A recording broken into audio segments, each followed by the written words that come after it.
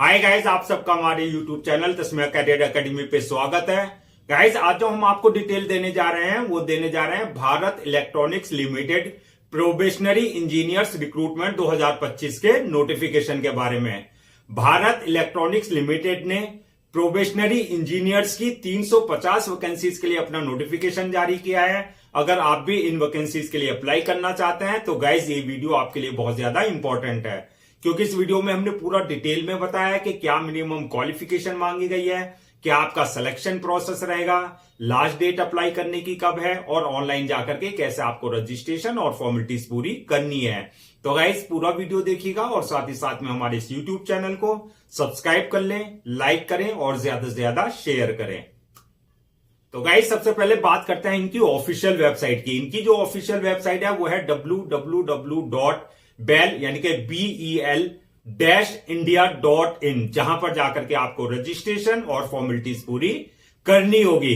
Recruitment authority जो रहेगी आपकी बेल रहेगी, यानी कि भारत इलेक्ट्रॉनिक्स लिमिटेड, जो कि एक गवर्नमेंट कंपनी है जो कि आती है ministry of defence government of India के अंडर में जो है ये आती है। पोस्ट नेम प्रोबेशनरी इंजीनियर्स की रहेगी, जो कि आपकी परमानेंट जॉब होगी यानी कि रेगुलर जॉब होगी। टोटल वैकेंसीज 350 वैकेंसीज के लिए नोटिफिकेशन जारी किया है। अप्लाई मोड की अगर बात करें तो ये आपका ऑनलाइन रहेगा, ऑफलाइन किसी तरह का कोई कॉरेस्पॉन्डेंस नहीं किया जाएगा। रजिस्ट्रेशन जो स्टार्ट हो गए हैं 10 जनवरी 2025 से जो है रजिस्ट्रेशन स्टार्ट हो चुके हैं और लास्ट डेट जो है अप्लाई करने की वो है आपका 31 जनवरी 2025। तो 10 जनवरी 2025 से लेकर के 31 जनवरी 2025 के बीच में आपको जो है इनके ऑफिशियल पोर्टल पर जाकर के रजिस्ट्रेशन और फॉर्मेलिटीज पूरी कर लेनी है। अब बात करते हैं कि एग्जाम डेट की। तो एग्जाम डेट की अभी कोई फिक्स डेट अभी अनाउंस नहीं की गई है, बाद में नोटिफाई की जाएगी। जो टेंटेटिव है आपका मार्च या अप्रैल 2025 में जो है आपका इसका एग्जाम लिया जाएगा। एडमिट कार्ड्स की अगर बात करें तो एडमिट कार्ड जो है आपका एग्जाम से 4-5 दिन पहले जो है आप इनकी ऑफिशियल पोर्टल से जो है अपना एडमिट कार्ड डाउनलोड कर सकते हैं। अब बात करते हैं कि एप्लीकेशन फीस क्या रखी गई है। तो एप्लीकेशन फीस की अगर बात करें हम, तो अगर आप जनरल, ओबीसी या ईडब्ल्यूएस इस कैटेगरी में अगर आप आते हैं तो आपके लिए जो है एप्लीकेशन फीस 1180 रुपए रखी गई है। और अगर आप एससी, एसटी या फिजिकल हैंडीकैप इस कैटेगरी में आते हैं तो आपके लिए कोई एप्लीकेशन फीस नहीं रखी गई है, आप एग्जम्प्टेड रहेंगे यानी कि नील रहेगी। अब बात करते हैं पेमेंट मोड की, यानी कि जो आपकी एप्लीकेशन फीस है उसका क्या पेमेंट मोड रहेगा। तो वो आपका ऑनलाइन रहेगा, यानी कि at the time of registration आप जो है अपने डेबिट कार्ड, अपने credit card, net banking, UPI, IMPS जो भी आपका जो है वहां ऑप्शंस होंगे जिसमें आप कंफर्टेबल हो, आप अपनी जो है कैटेगरी के अकॉर्डिंग अपनी एप्लीकेशन फीस डिपॉजिट कर सकते हैं।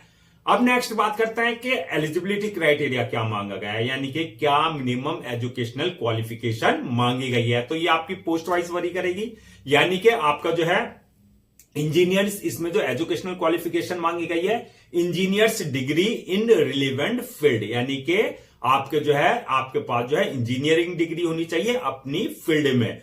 तो इसमें जो है बीटेक यानी कि बैचलर ऑफ टेक्नोलॉजी, बी यानी कि bachelor of engineering, BSc in engineering में आपके पास होनी चाहिए। किस किस स्पेशलाइजेशन के साथ, या तो इलेक्ट्रॉनिक्स में आपने कर रखा हो, या आपका इलेक्ट्रॉनिक्स एंड टेलीकम्युनिकेशन में आपके पास स्पेशलाइजेशन हो, या आपके पास कम्युनिकेशन में स्पेशलाइजेशन हो, या आपके पास टेलीकम्युनिकेशन में स्पेशलाइजेशन हो, और मैकेनिकल वालों के लिए जो है मैकेनिकल डिसिप्लिन में जो है स्पेशलाइजेशन यानी कि ब्रांच में आपने बीटेक या बी या बीएससी इन इंजीनियरिंग की डिग्री आपने ले रखी हो।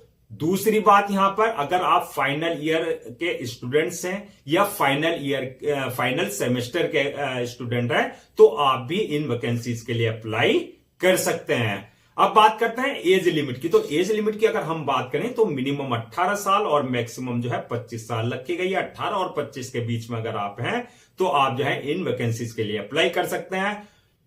एज रिलैक्सेशन की अगर बात करें तो as per government rules and regulation जो एससी, एसटी, ओबीसी वगैरह को जो है एज रिलैक्सेशन दिया जाता है, वो जो है age relaxation as per government norms उनको प्रॉपर दिया जाएगा।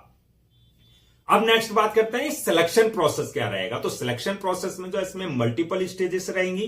नंबर 1 होगा आपका ऑनलाइन रिटन एग्जाम, यानी कि जो आपका सीबीटी होगा, कंप्यूटर बेस्ड टेस्ट।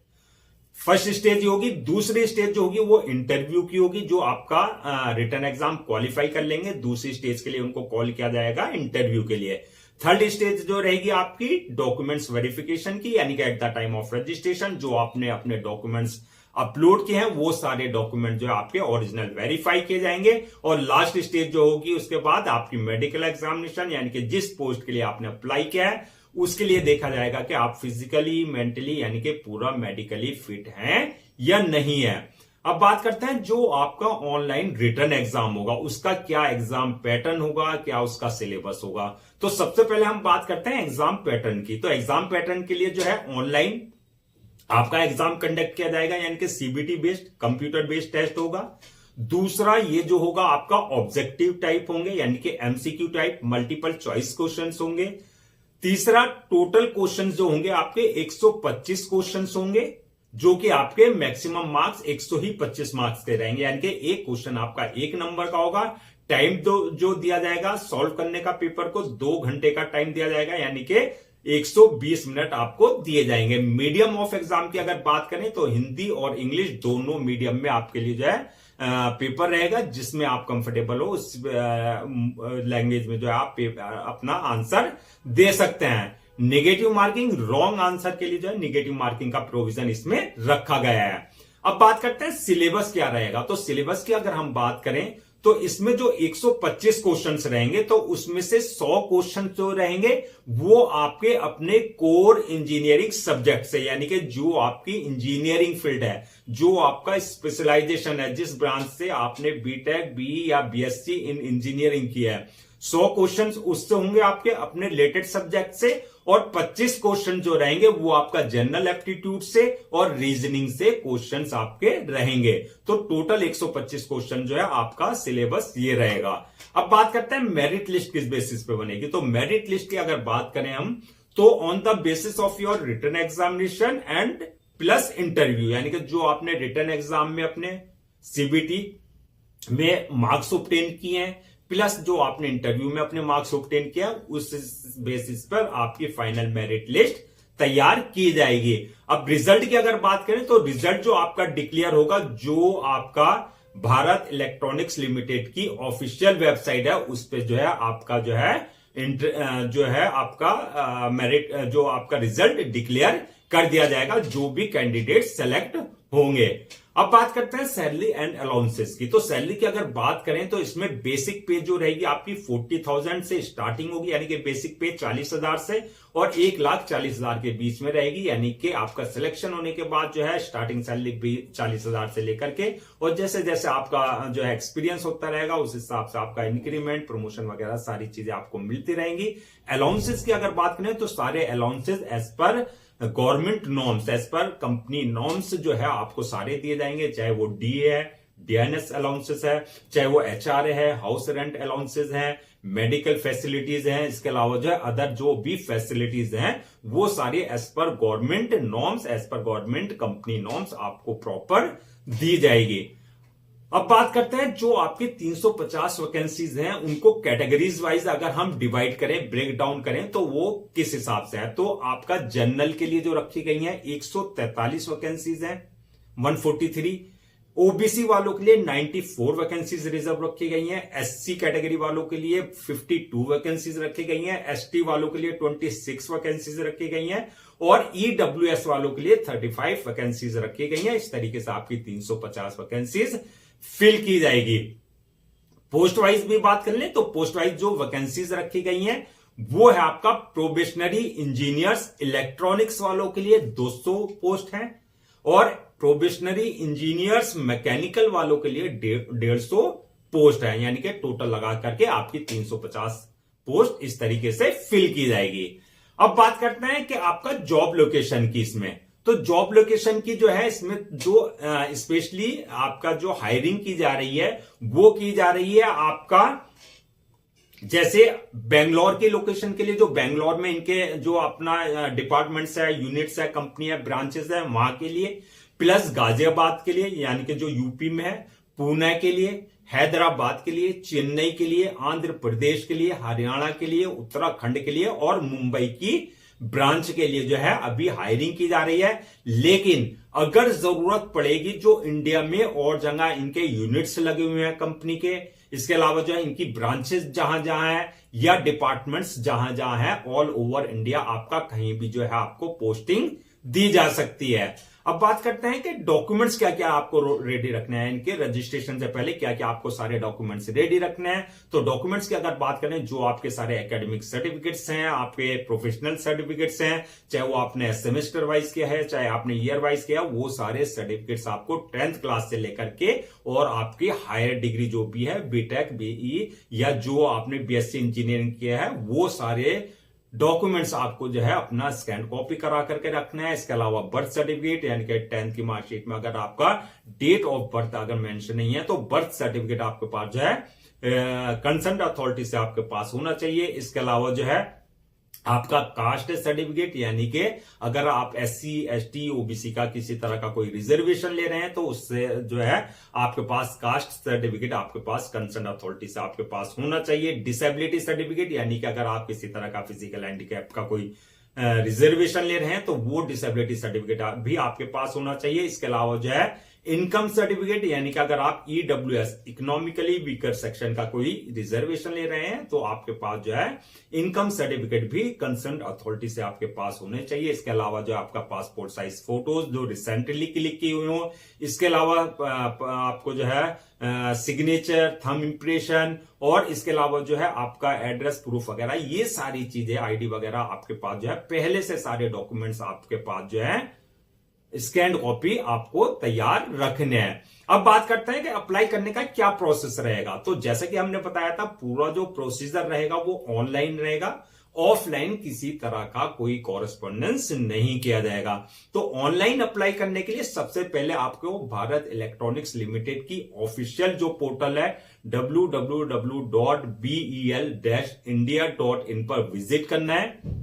वहां जब आप विजिट करेंगे, होम पेज पे जाएंगे, वहां कैरियर वाले ऑप्शन पे आपको क्लिक करना है। कैरियर वाले ऑप्शन पे क्लिक करने के बाद आपको लिंक दिखाई देगा, recruitment for the post of probationary engineers electronics and mechanical in E second grade on permanent basis का लिंक जो होगा उस पर आपको क्लिक करना है। वहां क्लिक करने के बाद आपको जो है अप्लाई ऑनलाइन लिंक पे अप्लाई करना है।